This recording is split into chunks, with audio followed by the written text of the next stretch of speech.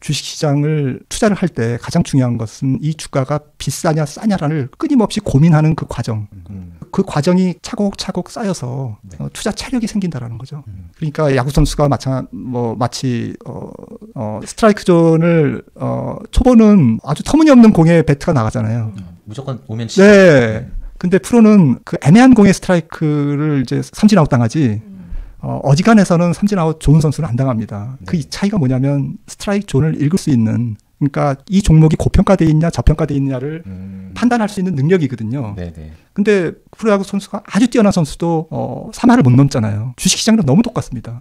그러니까 정말 30년간 야구를 한 사람이 왜 18이 아닐까? 100%를 못 맞출까? 시장은 다양한 변화구가 들어오죠. 그런 변화구가 들어올 줄 알면 직구가 들어오고. 가치 투자자는 투수가 던진 실투를 놓치지 않고 치는 게 가치 투자자거든요. 그러니까 정말 이거는 뭐 명백한 저평가다. 네네. 이거는 뭐 땡큐. 아이고 감사합니다. 이게 시장이 가끔은 우리에게 이렇게 선물도 주는군요. 미스터 마켓 땡큐 이러면서 하는 게 이제 정말 실투를 노리는, 뭔가 주가가 대폭락해가지고 PR이 그냥 아주 2, 3배 널려 있을 때, 2020년 3월에 1400포인트의 코스피 이런 상황이죠. 나머지는 시장을 어쨌든 스트라이크 존에 들어오는 공을 이게 스트라이크인지 아닌지, 즉 종목이 비싼지 싼지, 이게 베스트를 낼 타임인지 내지 말아야 될 때인지, 이거를 계속 그 몸에 익히는, 프로야구 선수들에게 감독이, 코치가 야 스트라이크 존에 들어오는 것만 쳐. 그거는 투자자분들에게 저희가 저평가되어 있는 종목만 사세요라는 얘기랑 똑같거든요. 플래시, 바이로, 셀 하이. 이거는 뭐 주식 투자 이렇게 하시면 무조건 성공합니다라고 얘기하는데, 문제는 뭐가 비싸고 뭐가 싼데요? 라고 질문하면 그거는 알아서 하세요라고 얘기하잖아요. 근데 이거는 학교에서 가르쳐주지 못하는 과목입니다.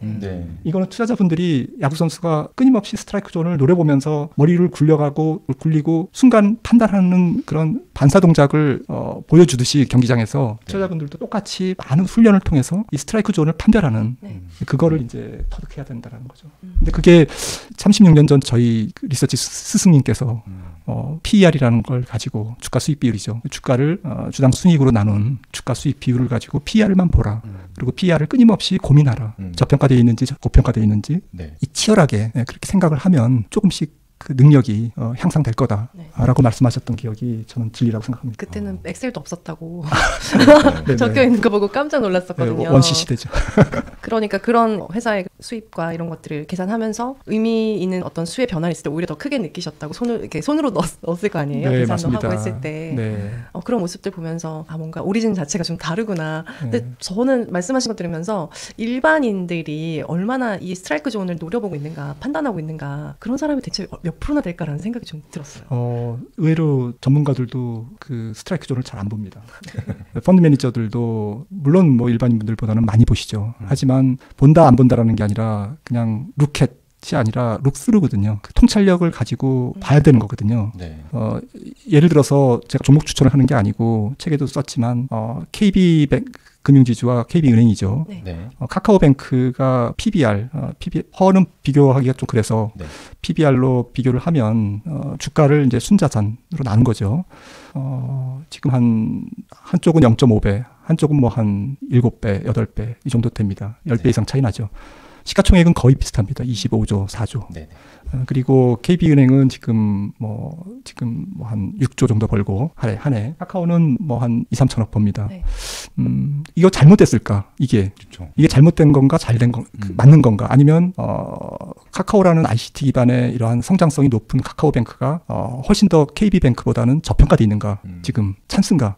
이 생각을 반드시 하고 투자를 해야 되거든요. 그러니까 결국 지금 PBR을 말씀드렸지만 그 멀티플, 프리미엄, 주가는 주당 가치 곱하기 프리미엄, PER이든 퍼든 인기 아니니까. 그러니까 퍼가 주가를 순이익으로 나눈 거기 때문에 지원을 하면 주가를 구성하는 거는 주당의 어떤 가치, 순자산이든 순이익이든 뭐 배당금이든 곱하기 인기지 않습니까? 그 인기는 사실은 뭐 이게 너무 천차만별이잖아요. 지금 보시듯이 카카오뱅크랑 KB가 지금 PBR이 거의 15배 차이 나는데 이거를 정당화하려면, 시가총액이 지금 비슷한데 정당화하려면 KB은행이 훨씬 더 성장성이 카카오뱅크보다 낮아야 되거든요. 카카오뱅크가 높아야 그 정당화되는 거죠. 아무튼 말씀이 좀 길었습니다만은 이 과정을 고민하는 이런 부분들을 고민하는 과정, 이 고민하는 과정이 저는 투자 프로세스다. 왜냐하면은 주가라는 게 지금 가치와 미래의 어떠한 그 기업이 도달해 있을 가치의 그 차이 부분이 주가의 상승 잠재력이지 않습니까? 네.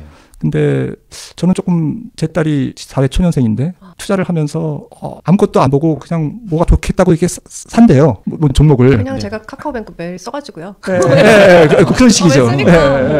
카톡으로도 보내고. 그러면 그게 고평가되어 있느냐 저평가되어 있느냐 그걸 판단은 해봤냐. 그러면 그걸 왜 판단해야 되는데. 공감된다. 대부분 다 그걸 왜 복잡? 근데 그거는 36년 전에 PR을 왜 보냐라고 얘기하면 보통 투자자들이 혹은 고객들이 혹은 지점에 있는 혹은 펀드 매니저들이 어제 상한가 친 거 계속 사면 돼. 원래 그냥 올라가는 종목의 강세장을 올라타면 돼. 이렇게 얘기했던 30-40년 전에 얘기했던 거가 똑같거든요. 지금 하나도 안 변했어요. 네. 근데 실제로 제 주변에 돈을 버는 사람은 어떤 사람이냐? 그거는 팩트입니다. PR을 보든 PBR을 따지든 어쨌든 시가총액을 비교하든 이 종목은 저평가돼 있어 라는 것을 믿고 기다리는 투자자가 결국에는 큰 돈을 벌었거든요. 그렇지 않은 분들이 가끔 있어요. 아주 단타를 해서 그걸 싸서 돈을 번 친구들이 있는데 그런 분들은 넘사벽입니다. 이 트레이딩 기술이 하루에도 몇 번씩 공중 3회전, 6회전, 10회전 하는 그런 재주가 있으면 그렇게 하셔도 되는데 네. 99%의 일반 투자자분들은 그런 재주는 없거든요. 네.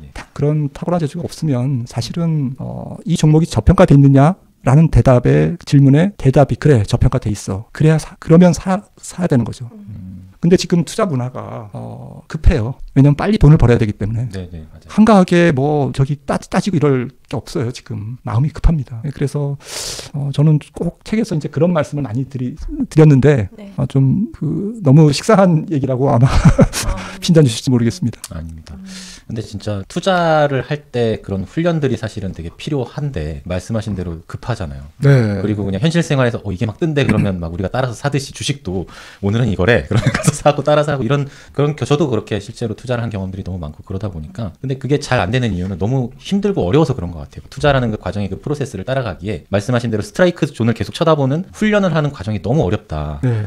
그래서 일반인들은 대다수가 그 과정을 포기하고 어떤 게 스트라이크로 날라오는지 알려달라 라고 이제 박사님이나 아니면 전문가분들에게 이렇게 물어보는 길을 더 많이 택하게 되는 것 같거든요. 맞습니다. 그 훈련을 조금 뭐랄까요? 좀 보다 효과적으로 또는 쉽게 할 수 있는 방법이 혹시라도 있을까요? 아니면 왕도가 없을까요? 어떨까요?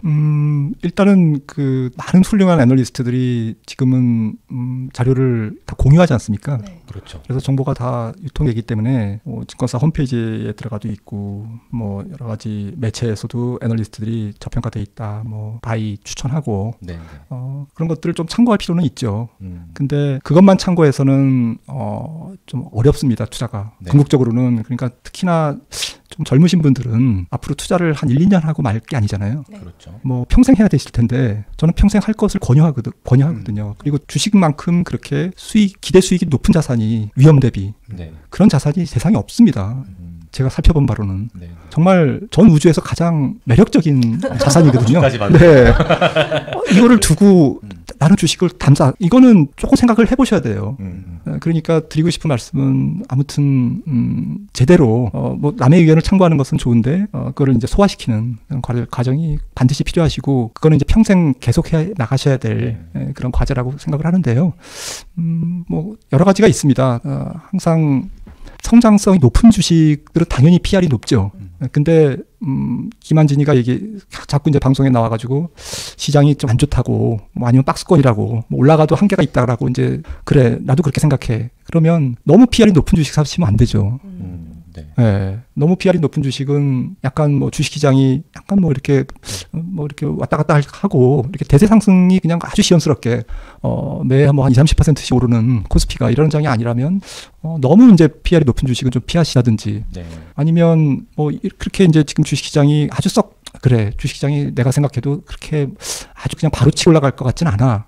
뭐 만약에 그렇게 생각하신다면 그리고 뭐 성격상 또 주식 투자를 아주 보수적으로 하시는 분들도 있어요. 네. 또 연세가 드신 분들은 뭐 큰 수익을 노리는 것보다는 그냥 뭐 약간 뭐 이렇게 좀 금리 플러스 알파 요거만 노리는데 그렇게 공격적으로 하지 않으니까 뭐 좀 PR이 조금 낮으면서 그래도 배당도 주고 뭐 이런 종목을 뭐 사는 경우도 있고요. 그런 식으로 나름 이제 시장 판단과 어우러져서 전략을 짤 필요가 있는 거죠. 그러니까 전략적인 판단을 늘 하셔야 됩니다. 그것부터 하시면 좋을 것 같습니다. 저는 아까 따님과의 잠깐 일화를 말씀해 주신 게 굉장히 붙잡고 싶은 이야기인 것 같은데, 그러니까 그 김철광님이라고 혹시 아시나요? 그분도 이제 따님이 대학교 들어가면서 굉장히 교육을 많이 시키시더라고요. 그래서 어떻게 이제 정말 초보시고 가장 아끼는 사람이고 그런 분에게 어떻게 투자를 가르쳐주고 계신지 저희도 좀 도움을 얻을 수 있을 것 같아서 궁금해요. 네, 저는 뭐 처음에는 뭐 책에도 김동완 프로가 그런 얘기를 했습니다만 저도 같은 생각입니다. 정말 소액으로 매매 연습을 해봐라. 왜냐하면은 실제로 매매를 사고 팔고 안 하면 아무리 옆에서 가르쳐줘도 안 됩니다. 근데 그 돈은 빵이 돼도 제로가 돼도 괜찮다. 그 수준, 뭐 300만 원이 될지 500만 원이 될지 이제 30대, 20대 후반이니까 이제 뭐 그 정도 돈은 직장에서 버니까 일에서 버니까 이제 날릴 수 있잖아요. 네, 뭐 속이 아주 쓰리겠지만 가방 살 거 차라리. 나머지 돈은 시드머니를 만드는데 뭐 적금을 붓든 어쨌든 시드머니를 만들어라. 그러면 시드머니가 만드는 과정 속에 트레이딩 연습이 계속 되지 않습니까? 매수 효과가 뭔지 매도 효과가 뭔지 왜 체결이 안 됐는지 왜 어제 오른 주식을 무턱대고 따라잡으면 급한 마음에 왜 손실을 보는지 이런 것들을 이제 느낄 거거든요. 그래서 느껴봐야 됩니다. 터져봐야 되고. 근데 이거를 전 재산을 혹은 빚을 내서 이렇게 하면 이거는 다시 재기하는데 힘들잖아요. 그렇죠. 너무 고통스럽잖아요. 그럴 필요가 없다라는 거죠. 그러면 주가 다 오르면 어떡해? 질문이. 지금 주가가 올라가는데 어제도 올랐는데 다 올라가면 어떡해? 또 올라가. 2040년 되면 10,000포인트 갈 거야. 우리나라 저기 안 되면 S&P 500 결국 한 3,000 지금 1,400 1,500인데 3,000, 4,000, 5,000 갈 거야. 결국엔 전혀 서두를 필요 없어. 그때 또 저평가되어 있는 종목들 엄청 많아. 그리고 뭐 미안한 얘기지만 중간에 한번 크게 빠지는 과정도 분명히 있어. 시장에 질곡이 없을 수 없어. 위험이 반드시 와. 그거는 준비된 사람에게만 그걸 기회이지. 준비되지 않고 온 그 능력도 없으면서 모든 자기 재산을 주식으로 완전히 몰빵해서 위기를 맞으면 위기가 와도 기회가 아니잖아요. 그래서 그래서 지금 예를 들어서 직장 한 2, 3년 차에 저희 딸 같은 경우는 시드머니를 만들어라. 그리고 소액으로 트레이딩을 해라. 그리고 주가는 계속 오른다. 기승전결 계속 올라간다. 자본주의가 망하지 않는 한 아마 10년 후, 20년 후는 코스피는 훨씬 높은 수준에 도달해 있을 거다. 문제는 뭘 살 거냐라는 거죠. 뭘 싸게 살 거냐. 그러니까 좋은 주식과 좋은 기업과 좋은 주식은 다르잖아요. 아무리 좋은 기업도 비싸게 사면 좋은 주식이 안 되잖아요. 그래서 좋은 기업을 발굴하는 눈을 길러라. 그 눈은 뭐 방송을 본다든지 책을 본다든지 퍼를 왜 봐야 되는지, 퍼가 어떻게 구성되어 있는고 어떻게 활용해야 되는지 이런 책을 보라는 거죠. 뭐 일하기도 바쁜데 왜 그걸 보냐. 반문이 들어오죠. 언제 다 보냐. 바쁘지 않을 때 조금씩 봐라. 급할 거 없다. 평생 할 건데 앞으로 한 50년간 주식 투자할 텐데 뭐가 그렇게 급하냐라는 거죠. 근데 갑자기 그 생각이요. 제가 김한진 박사님이 제 아버지시라면 나도 전화해서 아빠 뭐 사야 돼? 아빠 알겠고. 아빠 그래서 뭐 사요? 이러지 않을까 그런 생각이 좀 갑자기 들었어요. 안 알려주실 것 같아요. 일부러. 그죠? 맞습니다. 저도 모릅니다. 이야기 나눠보다 보니까 시간이 너무 훌쩍 가서요. 그러네요. 저희가 지금 이 책에서 김한진 박사님께서 담당하신 내용 중에 주가의 본질은 무엇인가 그 내용을 좀 살짝 이야기하고 따님 얘기 잠깐 했는데 지금 뭐 40분 가까이 시간이 훌쩍 지나간 것 같아요. 시간 너무 잘. 근데 좀 말씀 중에 좀 들었던 그 기억에 남는 키워드가 이제 위기 좀 해주셔서 그 부분에 대해서도 되게 좀 비중 있게 다뤄주셨거든요. 그 얘기를 좀 2부에서 좀 이어가면 좋을 것 같습니다. 그리고 지금 현황에 따라서 분석하시는 건 들었는데 그 분석에 따라 우리는 좀 어떻게 해야 하는지도 좀 알려주시면 참 좋겠습니다. 알겠습니다. 저희 2부에서 계속 이어가겠습니다. 감사합니다. 감사합니다.